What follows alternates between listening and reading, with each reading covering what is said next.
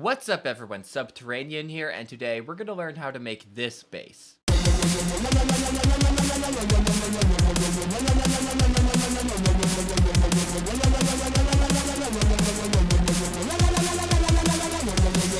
This is sort of a variation on the classic Reese bass, which has a little bit more of a high tonality to it.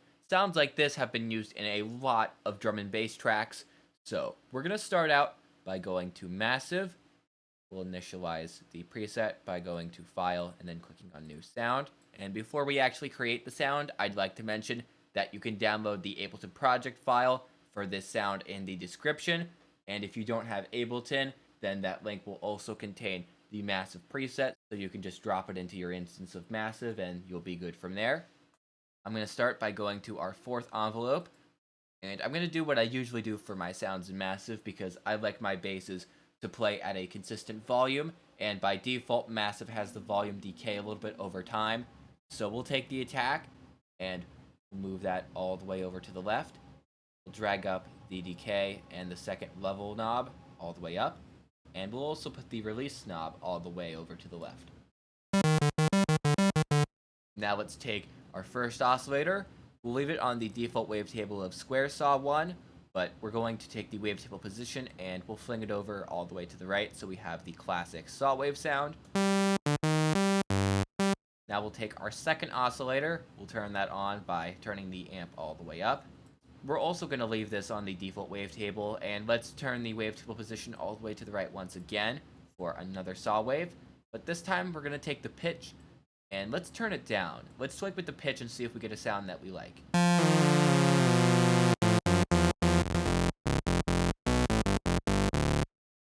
I like it at -12. Using two saw waves and pitching one down an octave works pretty well to add a little bit more grit and bass to the sound, while also retaining a little bit more of that high end. Now this sound really isn't anything special so far, but we're going to change that. And the first thing we're going to do is we're going to go to our voicing tab. You're going to want to have the synth set to monophone under the voicing tab right here, and you'll also want the trigger set to legato. And right here, let's take the unisono and increase it up to 2. Now let's go to our unisono spread tab. Let's turn on pitch cutoff. And let's tweak with this little slider right here and see if we can find a good place for it.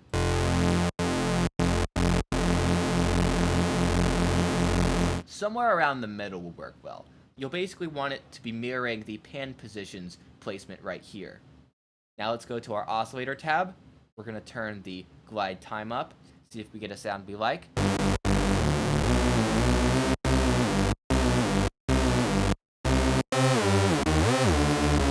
I think I like it right here with the knob hitting at the I in time. And seeing how we have it on legato mode, notes that are played with spaces in between them are not going to have the glide, but notes that do play and overlap with each other will have that glide. Now we'll go to the oscillator phases tab, and we're going to click restart via gate. And you can hear that improved the sound a lot. It really brought out the high end, and it also made the low end a little bit beefier. And before we turned it on, you could hear that the synth had a little bit of this weird phasing sound to it. But when we turn it on, that's gone because all of the phases restart every time you play a note. Now this sound is still kind of bland, but we're going to crank it up to the next level right now. First, let's take the two oscillators that we're using, and we'll send them to filter 1. Just take this little slider, and for oscillators 1 and 2, drag it up to filter 1. And before we do anything with the filters, let's turn down our master volume so we don't get anything that's too overly distorted. Hitting right about at the M in master, that should be good. Now we'll go to filter 1, we'll set this to be a low pass 4, and let's tweak with the cutoff knob, see if we get a sound that we like. I think we'll have it right here, smack dab in the middle. Let's also increase the resonance. I like it right here, with the knob hitting right at the O in resonance. Let's also take our fifth LFO. You could actually use any of the LFOs for this, but I'm just going to use this one because it's the first. We'll drag it on, and let's get some nice modulation going on. We don't want anything too severe because we're going to add on another filter as well as some distortion, and that's really going to shape the sound. So we don't want anything that reveals too much of the saw wave sound. I think I like it right around here, with this little graphic right here going just before the U and just before the first F in cutoff. Now we'll go to our mix tab right here, and we'll turn the slider all the way down. Let's also take this filter 2 panel, and we'll adjust the slider all the way up, so we'll actually be able to hear filter 2. And let's take filter 2, and we'll make it into a comb filter. And this is really going to add some cool tonality to the sound. First, let's turn up the feedback. We're going to put that at right about the second E in feedback. Then we'll turn up the damping. I think we'll do right about here, hitting at the I in the word damping. And now we'll turn up the pitch.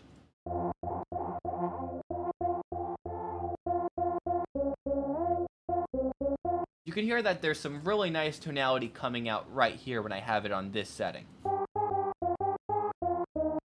It's just before the P in the word pitch.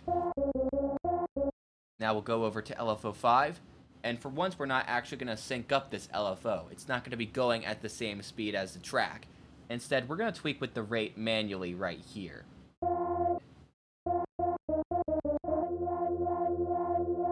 I think I like it about right here, hitting at the E in rate. The reason why I'm using the rate instead of syncing it up for this video is because I'm going to add some key tracking on. So the speed of the LFO increases or decreases depending on what note we press. Let's go over to our little macro control panel here. We'll select KTR, which stands for key tracking, and we'll just drag that on.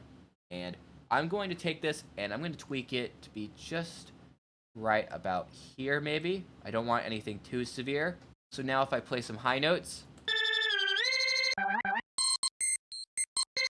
you hear that the LFO is a lot faster, and you can hear whenever I play the lower notes, it moves slower. It almost makes this bass sound like we're resampling it, but we're not. We're just using the key tracking feature. Now this bass is still pretty bland, and it's actually very quiet. And I made it quiet on purpose because the next thing we're going to do is we're going to go over to Insert 1. We're going to change it over to be a parabolic shaper. Let's turn the dry wet up, and let's tweak with the drive knob.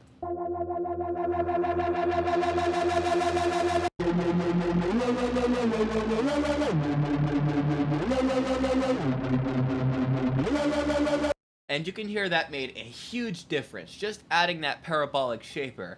Now you can finally hear that Reese sound coming in. And now we're done with the sound as far as massive goes, but we've still got a couple of external effects to put on. And the first effect we're going to put on is going to be erosion, because seeing how we're using a low-pass filter, this sound doesn't have a lot of grit in the high end. So we're going to add a little bit of noise. Just go to erosion and change it over to noise from sine. And let's set the amount to something kind of subtle, because we don't want anything that sounds super lo-fi and dated. I think maybe 6.46 will be good. Let's also tweak with the width a little bit. Make it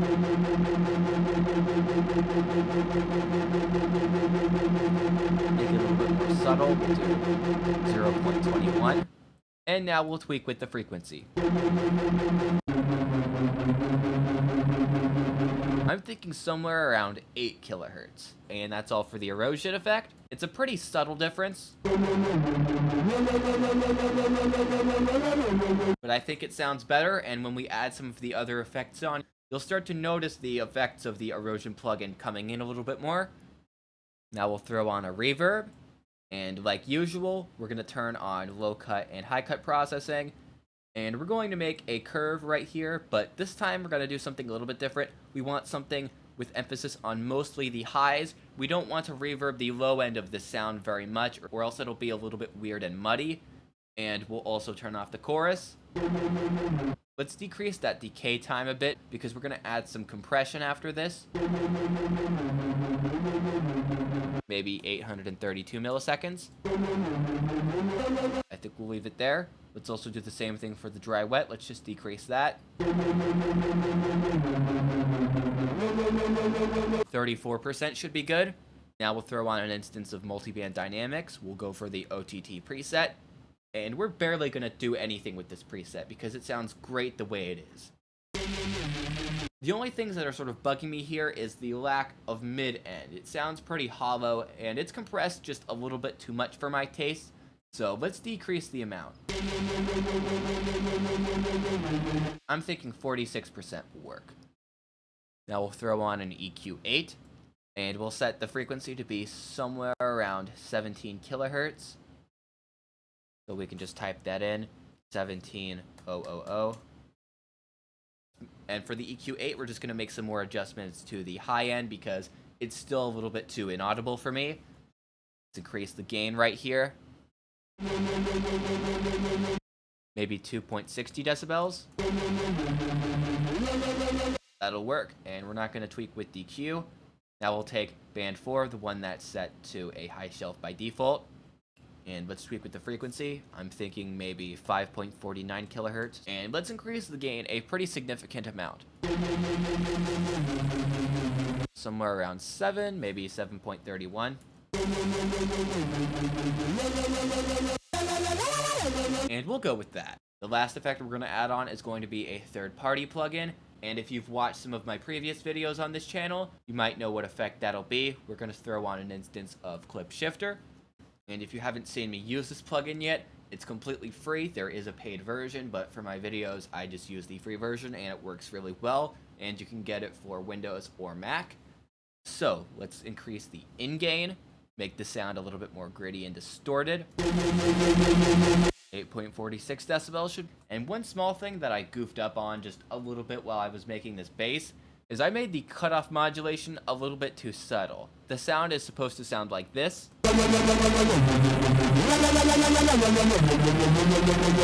And I set it a little bit off. A little bit more like that. It's not a huge difference, and you might even prefer it that way, but I just like to clear that up in case you were confused as to why it sounded a little bit different. It can be a little bit tricky to get it in the right spot, but it doesn't really matter because it'll sound pretty similar and pretty good as long as it's at least in the same sort of range.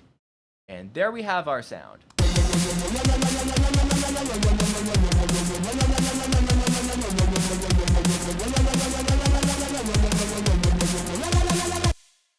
So, that was my tutorial. I hope you enjoyed it. Please like this video and leave a comment as it really helps us out. And please subscribe to our channel if you haven't already.